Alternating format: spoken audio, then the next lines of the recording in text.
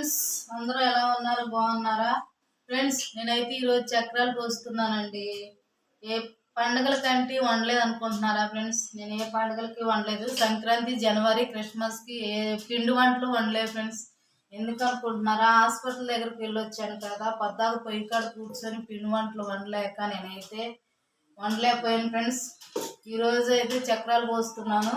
ఒక అన్నయ్య అయితే కామెంట్ పెట్టిండు, అమ్మ మీరు పండుగ బాగా జరుపుకున్నారా అని. నేనైతే అన్నయ్య పండుగ బాగా జరుపుకున్నాం కానీ పిండి వంటలు వండలేదండి అన్నయ్య.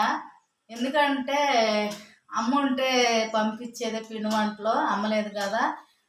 నేనైతే పిల్లలకైతే పిండి వంటలు ఈరోజైతే చక్రాలు పోస్తున్నాను అన్నయ్య.